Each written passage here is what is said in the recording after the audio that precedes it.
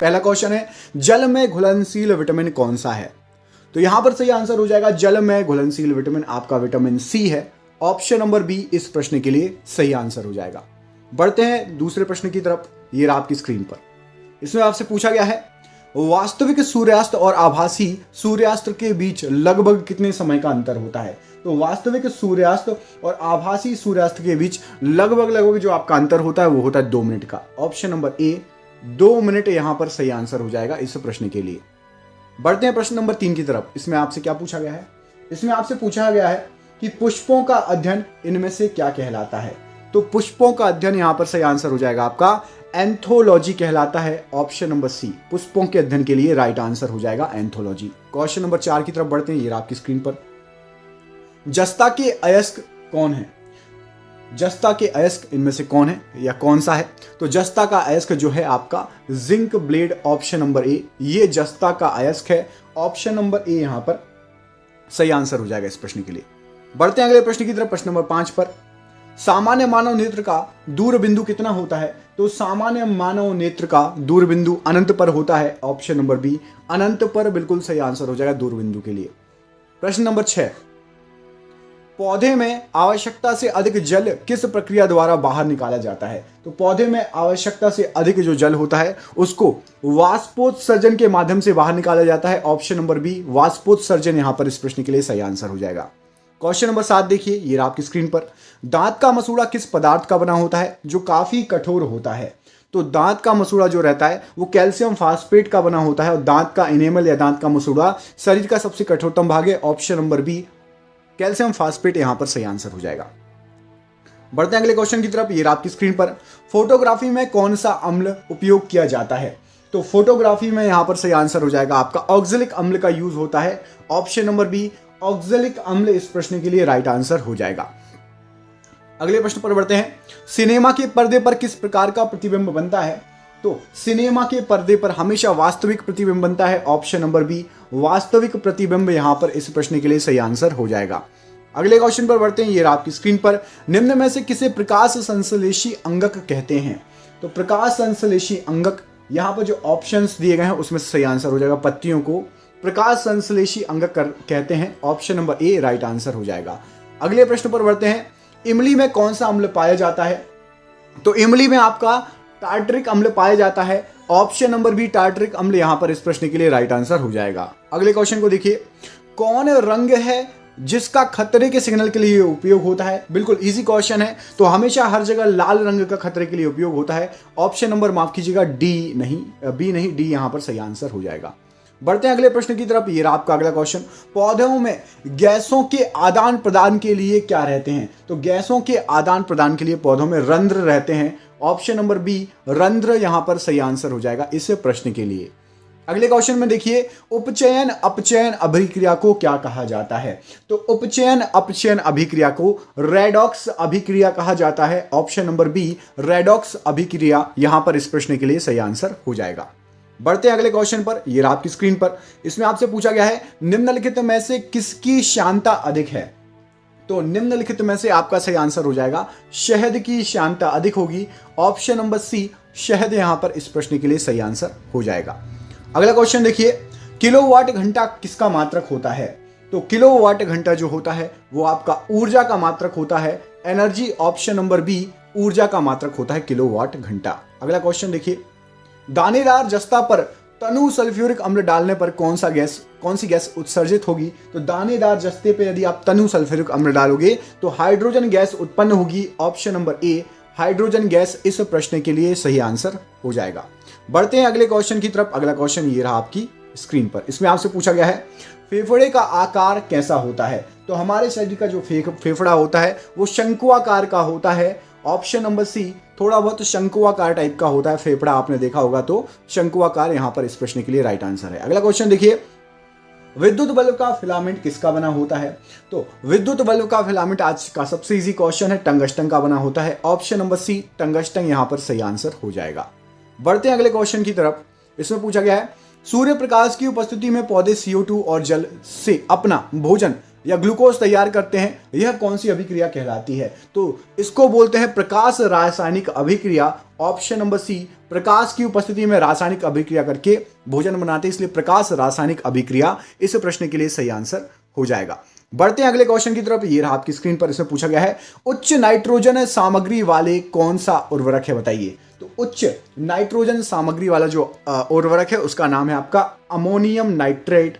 Option number C, ammonium nitrate यहां पर इस प्रश्न के लिए सही आंसर हो जाएगा। बढ़ते हैं अगले प्रश्न की तरफ। ये रहा आपकी स्क्रीन पर, भोजन का पाचन किस प्रकार की अभिक्रिया है? तो जो भोजन का पाचन है वो उपचयन अभिक्रिया है। ऑप्शन नंबर ए, उपचयन अभिक्रिया होती है भोजन का पाचन। ऑप्शन नंबर ए सही आंसर है। अगला क्वेश्चन देखिए, प्रतिरोधक का मात्रक क्या होता है? तो रेजिस्टेंस या प्रतिरोधकता का मात्रक जो होता है ओम मीटर होता है। Option number A, ohm meter यहां पर इस प्रश्न के लिए राइट आंसर हो जाएगा। बढ़ते हैं अगले क्वेश्चन की तरफ। ये रहा आपकी स्क्रीन पर, जिंक तथा लेड कॉपर की अपेक्षा कैसे हैं? तो जिंक तथा लेड कॉपर की अपेक्षा अधिक क्रियाशील हैं। ऑप्शन नंबर बी, अधिक क्रियाशील होते हैं जिंक और लेड कॉपर की अपेक्षा। बढ़ते हैं अगले प्रश्न की तरफ। ये रहा आपकी स्क्रीन पर, हार्मोन शब्द का नामकरण किसने किया है? तो हार्मोन शब्द का जो नामकरण किया है वो किया है बेलिस और स्टर्लिंग ने। ऑप्शन नंबर सी, बेलिस और स्टर्लिंग ने हार्मोन शब्द का नामकरण किया है। अगला क्वेश्चन देखिए, विद्युत धारा उत्पन्न करने की युक्ति को क्या कहा जाता है? तो विद्युत धारा उत्पन्न करने की जो युक्ति होती है उसको जनित्र से, ऑप्शन नंबर सी, जनित्र के द्वारा विद्युत धारा उत्पन्न करते हैं। ऑप्शन नंबर सी सही आंसर हो जाएगा इस प्रश्न के लिए। अगले क्वेश्चन पर बढ़ते हैं, अंगूर का किण्वन करना एक कौन सी क्रिया है? तो अंगूर का किण्वन होता है वो एक रासायनिक परिवर्तन है। ऑप्शन नंबर ए, अंगूर का किण्वन एक रासायनिक परिवर्तन कहलाता है। अगले प्रश्न पर बढ़ते हैं। ये आपकी स्क्रीन पर, हमारी हड्डियों और दांत आम तौर पर किस से बने होते हैं? तो हमारी हड्डियां और हमारे दांत जो होते हैं आमतौर पर ट्राई कैल्शियम फास्फेट से बने होते हैं। ऑप्शन नंबर ए, ट्राई कैल्शियम फास्फेट इस प्रश्न के लिए राइट आंसर हो जाएगा। बढ़ते हैं अगले क्वेश्चन की तरफ। ये रहा आपकी स्क्रीन पर, इसमें आपसे पूछा गया है, जब एक बार चुंबक को दो बराबर हिस्सों में काटा जाता है तो प्रत्येक टुकड़े की ध्रुव शक्ति कैसी रहेगी? तो यदि चुंबक को आप दो बराबर टुकड़ों में भी काट दोगे तो भी जो उसकी शक्ति रहेगी समान रहेगी। नए चुंबक छोटे छोटे भी रहेंगे तो उसमें नॉर्थ पोल साउथ पोल अपने आप बन जाता है, जितने भी टुकड़े कर दो उतनी बार बन जाएगा। अगला क्वेश्चन देखिए, लिटमस रंजक बैगनी रंग का होता है जो निकाला जाता है किससे? तो लिटमस रंजक बैगनी रंग का होता है जो लाइकेन से निकाला जाता है। ऑप्शन नंबर बी, लाइकेन इस प्रश्न के लिए सही आंसर हो जाएगा। बढ़ते हैं अगले क्वेश्चन की तरफ। दर्पण की चौड़ाई को दर्पण का क्या कहा जाता है? तो दर्पण की चौड़ाई को दर्पण का द्वारक कहा जाता है। ऑप्शन नंबर सी, द्वारक यहां पर दर्पण की चौड़ाई को कहा जाता है। अगला क्वेश्चन देखिए, शुष्क बुझा हुआ चूना पर क्लोरीन गैस की क्रिया से कौन सा पदार्थ बनता है? तो शुष्क बुझे हुए चूना पर यदि आप क्लोरीन की क्रिया कराएंगे तो विरंजक चूर्ण प्राप्त होगा। ऑप्शन नंबर बी, विरंजक चूर्ण यहां पर इस प्रश्न के लिए सही आंसर हो जाएगा। बढ़ते हैं अगले क्वेश्चन की तरफ। ऑक्सीजन क्या है? तो ऑक्सीजन एक एंजाइम है। ऑप्शन नंबर सी, ऑक्सीजन एक एंजाइम यहां पर इस प्रश्न के लिए सही आंसर हो जाएगा। ये लीजिए आपका अगला क्वेश्चन, जैव प्रक्रम के अंतर्गत कौन आता है बताइए? तो जैव प्रक्रम के अंतर्गत आपके पोषण, उत्सर्जन, श्वसन ये तीनों आते हैं। तो यहां पर ऑप्शन नंबर डी सही आंसर हो जाएगा। पोषण, उत्सर्जन और श्वसन तीनों उपरोक्त सभी। अगला क्वेश्चन देखिए, सोलर कुकर में प्रयोग किया जाता है कौन सा दर्पण? तो सोलर कुकर में हमेशा अवतल दर्पण का प्रयोग किया जाता है। ऑप्शन नंबर ए, अवतल दर्पण यहां पर इस प्रश्न के लिए सही आंसर हो जाएगा।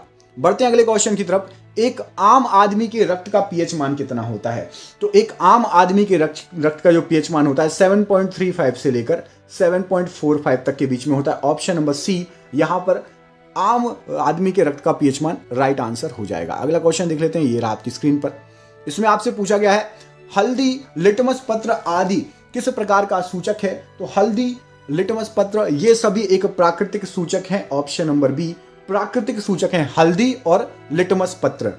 अगला क्वेश्चन देखिए, ये आपकी स्क्रीन पर, इसमें पूछा गया है, गोबर छत्ता किसके अंतर्गत आता है? तो गोबर छत्ता जो है एक मृत जीवी के अंतर्गत आता है। ऑप्शन नंबर सी, मृत जीवी के अंतर्गत आता है गोबर छत्ता, याद रखिएगा। अगला क्वेश्चन देखिए, ये आपकी स्क्रीन पर, इसमें पूछा गया है आपसे, रोगियों के नाक, कान, गले आदि की जांच के लिए डॉक्टर कौन सा लेंस प्रयोग करते हैं? तो रोगियों की नाक, कान, गले आदि की जांच के लिए डॉक्टर अवतल दर्पण का प्रयोग करते हैं। ऑप्शन नंबर सी, अवतल दर्पण। अगला क्वेश्चन देखिए, अपच का उपचार करने के लिए निम्नलिखित में से कौन सी औषधि कारगर होती है? तो अपच का उपचार करने के लिए एंटासिड का यूज किया जाता है। एंटासिड ऑप्शन नंबर ए अपच के लिए उपयोगी है और यूज की जाती है। अगला क्वेश्चन देखिए, वायुमंडल में सामान्यतः CO2 पाया जाता है कितने प्रतिशत? तो वायुमंडल में सामान्यतः जो CO2 पाया जाता है वो 0.03% पाया जाता है। ऑप्शन नंबर डी 0.03% सही आंसर हो जाएगा। अगला क्वेश्चन देखिए, इसमें पूछा गया है निम्नलिखित पदार्थों में से किसके तापमान में वृद्धि के साथ प्रतिरोध कम हो जाता है? तो यहां पर जो ऑप्शंस दिए गए हैं, शुद्ध सिलिकॉन के अंदर तापमान की जैसी वृद्धि होगी और प्रतिरोध कम हो जाएगा। ऑप्शन नंबर ए शुद्ध सिलिकॉन बिल्कुल सही आंसर हो जाएगा। अगला क्वेश्चन देखिए, ये आपकी स्क्रीन पर, निम्न में कौन ऑक्सीकरण नहीं है? तो यहां पर जो ऑप्शंस दिए गए हैं उसमें से अवक्षेपण एक ऑक्सीकरण प्रक्रिया नहीं है, बाकी दहन, भोजन का पचना और श्वसन ये तीनों ऑक्सीकरण प्रक्रिया है, अवक्षेपण ऑक्सीकरण प्रक्रिया नहीं है। ऑप्शन नंबर बी सही आंसर है। अगला क्वेश्चन देखिए, छाया में पनपने वाले पौधों को क्या कहा जाता है? तो जो पौधे छाया में पनपते हैं उनको सियोकाइट्स पौधे कहा जाता है। ऑप्शन नंबर सी सियोकाइट्स पौधे छाया में पनपने वाले पौधे होते हैं। अगला क्वेश्चन देखिए, ये रहा आपकी स्क्रीन पर, इसमें आपसे पूछा गया मोटर गाड़ी के चालक के सामने लगा दर्पण कौन सा होता है? तो मोटर गाड़ी या हमारी बाइक के सामने जो शीशा लगा रहता है, ऐसे दोनों तरफ लगे रहते हैं ना दोनों शीशे, वो उत्तल दर्पण होते हैं। उसमें हमें बड़ी चीज भी छोटी दिखाई देती है। ऑप्शन नंबर सी उत्तल दर्पण यहां पर इस प्रश्न के लिए राइट आंसर हो जाएगा। अगला क्वेश्चन देखिए, ये रहा आपकी स्क्रीन पर, प्राकृतिक गैस का दहन किस प्रकार का रासायनिक अभिक्रिया है? तो प्राकृतिक गैस की जो दहन होता है वो ऊष्माक्षेपी अभिक्रिया होती है। ऑप्शन नंबर सी ऊष्माक्षेपी अभिक्रिया यहां पर इस प्रश्न के लिए सही आंसर हो जाएगा। बढ़ते हैं अगले प्रश्न की तरफ, मनुष्य में मुख्य श्वसन अंग क्या है? तो मनुष्य में जो मुख्य श्वसन अंग होते हैं सांस लेने के लिए फेफड़े का यूज होता है। ऑप्शन नंबर ए फेफड़ा यहां पर मुख्य श्वसन अंग कहलाता है। अगला क्वेश्चन ये रहा आपकी स्क्रीन पर, इसमें आपसे पूछा गया है टायर्स को क्यों ट्रीड किया जाता है? तो टायर्स को जो ट्रीड किया जाता है घर्षण बढ़ाने के लिए, कि जब गाड़ी चले जमीन से लगे के तो वो जो है चिपकी रहे, घर्षण रहे, फ्रिक्शन रहे, है ना। अगला क्वेश्चन देखिए, स्किड ना करे। टॉर्च भारत में किस प्रकार के प्रकाश पुंज की प्राप्ति होती है? अच्छी तो तरह से जो है संरक्षित बंदरगाह बताओ।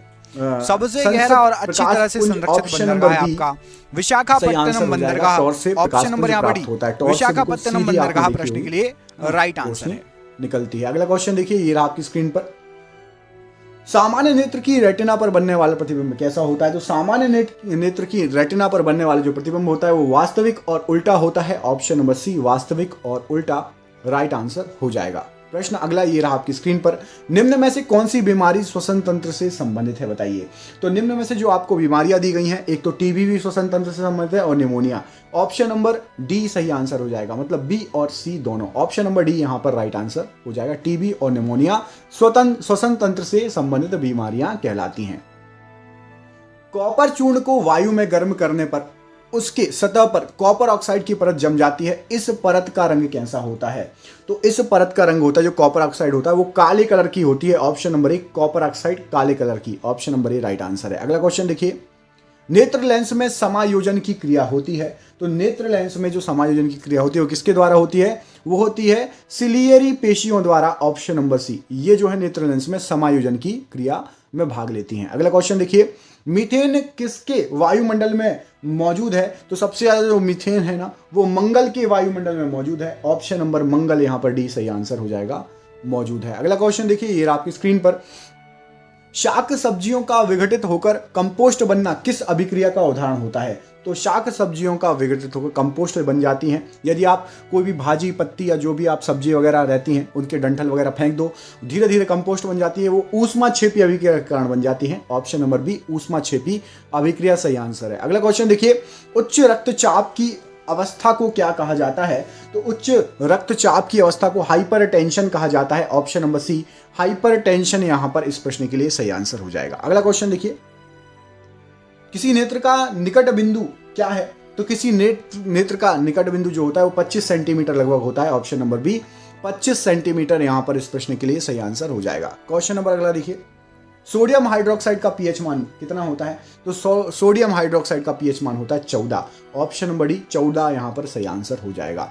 कमेंट करके मुझे बताइए दूध का पीएच मान कितना होता है। दूध का पीएच मान और शुद्ध जल का पीएच मान, दोनों का बताइए। शुद्ध जल और दूध, इन दोनों का पीएच मान मुझे कमेंट बॉक्स में कमेंट करके बताइए। देखते हैं आप लोगों में से किस किस को पता है। अगला क्वेश्चन देखिए, पृथक्करण का नियम किसने दिया था? तो पृथक्करण का जो नियम दिया गया वो मेंडल द्वारा दिया गया था। ऑप्शन नंबर सी, मेंडल यहां पर इस प्रश्न के लिए राइट आंसर हो जाएगा।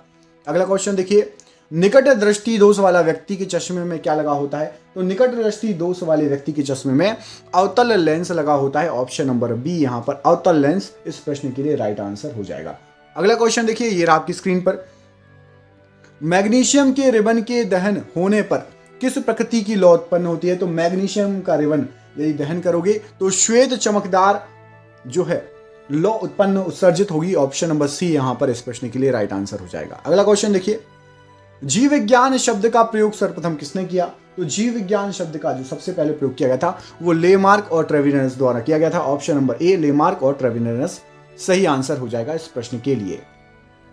अगले प्रश्न में पूछा गया, दीर्घ दृष्टि दोष वाला व्यक्ति के चश्मे में कौन सा लेंस लगा होता है? तो जिसको दीर्घ दृष्टि दोष हो उसके में उत्तल लेंस लगा रहेगा। ऑप्शन नंबर सी, उत्तल लेंस यहां पर इस प्रश्न के लिए राइट आंसर हो जाएगा। अगला क्वेश्चन देखिए, सिरका में कौन सा अम्ल पाया जाता है? तो सिरका में यहां पर सही आंसर हो जाएगा एसिटिक अम्ल होता है सिरका में।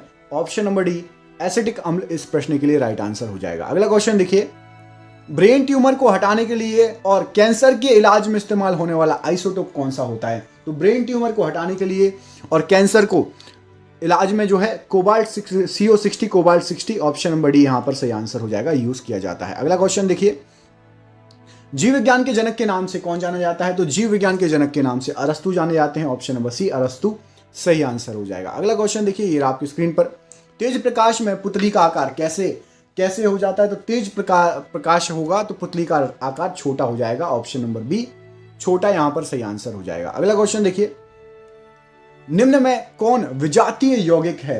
तो निम्न में से यहां पर जो ऑप्शंस दिए गए हैं, प्लास्टर ऑफ पेरिस जिसको आप पीओपी बोलते हो, एक विजातीय यौगिक है प्लास्टर ऑफ पेरिस या पीओपी।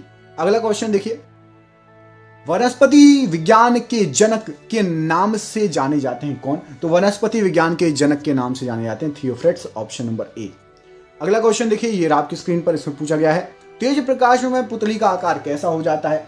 तो तेज प्रकाश में पुतली का आकार छोटा हो जाता है। अभी आपको बताया थोड़ी देर पहले, है ना। क्वेश्चन वही है लेकिन अलग तरीके से पूछा गया है। हीमोग्लोबिन का संरचनात्मक घटक क्या है? तो हीमोग्लोबिन का संरचनात्मक घटक आप सभी को पता है, लोहा। ऑप्शन नंबर सी, लोहा यहां पर सही आंसर हो जाएगा। नींबू के रस का पीएच मान कितना होता है? तो नींबू के रस का पीएच मान यहां पर सही आंसर, देखिए आसपास बताना पड़ेगा आपको, तो आसपास देखिए 7 से कम ही होना चाहिए। तो ऑप्शन नंबर बी यहां पर आसपास है 2.2। ठीक है, ये एग्जाम में जानबूझ के पूछा गया है, इसमें आपको लगेगा कि मैंने तो कुछ और पढ़ा था। अगला क्वेश्चन देखिए, बॉटनी शब्द की उत्पत्ति किस भाषा से हुई है? तो बॉटनी शब्द की उत्पत्ति ग्रीक भाषा से हुई है। ऑप्शन नंबर ए, ग्रीक भाषा यहां पर सही आंसर हो जाएगा। अगला क्वेश्चन देखिए, दूरदृष्टि दोष वाली आंखें साफ साफ देख सकती हैं क्या चीज? तो दूरदृष्टि दोष वाली आंखें जो है साफ साफ देख सकती हैं दूर की वस्तुओं को। उल्टा होता है, दूरदृष्टि दोष में आपको पास की वस्तुएं नहीं दिखती और निकट दृष्टि दोष में आपको निकट की वस्तुएं नहीं दिखती। अगला क्वेश्चन, मधुमक्खी के डंक मारने पर किस पदार्थ से उपचार करना लाभकारी होता है? तो बेकिंग सोडा, जैसे यदि मधुमक्खी काटे, घर में बेकिंग सोडा है तो उस पर आप लगा लीजिए। ऑप्शन नंबर ए, बेकिंग सोडा। नहीं तो कई लोग लोहा, चाबी वगैरह घिसने लगते हैं, लोहा घिसने लगते हैं कि स्वेलिंग ना हो। अगला क्वेश्चन देखिए, फाइकोलॉजी में किसका अध्ययन किया जाता है? तो फाइकोलॉजी में शैवालों का अध्ययन किया जाता है। ऑप्शन नंबर बी, शैवाल सही आंसर हो जाएगा फाइकोलॉजी के लिए। अगला क्वेश्चन देखिए, मानव नेत्र में जो बिंदु प्रकाश के लिए बिल्कुल सुग्राही नहीं रहता कौन सा होता है? तो वो बिंदु होता है आपका अंध बिंदु, प्रकाश के लिए बिल्कुल सुग्राही नहीं रहता। Option number B right answer हो जाएगा। अगला क्वेश्चन देखिए, मुंह साफ करने के लिए किस प्रकार के मंजन का व्यवहार करना चाहिए जिससे कि दंत क्षय रोका जा सके? तो मुंह साफ करने के लिए आपका क्षारीय प्रकार के या क्षारीय प्रकार के टूथपेस्ट का यूज करना चाहिए जिससे आपका दंत क्षय ना हो, दांत गिरे नहीं, घिसे नहीं। खमीर डैश का उदाहरण है? तो खमीर एक कवक का उदाहरण है। ऑप्शन नंबर बी, खमीर एक कवक का उदाहरण हो जाएगा। अगला क्वेश्चन देखिए, पर्यावरण का अध्ययन जीव विज्ञान की किस शाखा के अंतर्गत किया जाता है? तो पर्यावरण का अध्ययन जीव विज्ञान की पारिस्थितिकी शाखा के अंतर्गत किया जाता है। ऑप्शन नंबर डी, पारिस्थितिकी यहां पर सही आंसर हो जाएगा इस प्रश्न के लिए। अगला क्वेश्चन देखिए, मानव नेत्र में क्या होता है? यहां पर क्या हो जाएगा सही आंसर? तो मानव नेत्र में आपका जो है ऑप्शन नंबर सी, उत्तल लेंस होता है मानव नेत्र उत्तल लेंस की भांति व्यवहार करता है। राइट आंसर हो जाएगा। अगला क्वेश्चन देखिए, ये आपकी स्क्रीन में, निम्नलिखित में से कौन अधातु विद्युत का सुचालक है? तो यहाँ पर अधातुएं दी गई हैं और एक विद्युत का सुचालक है, तो वो है ग्रेफाइट।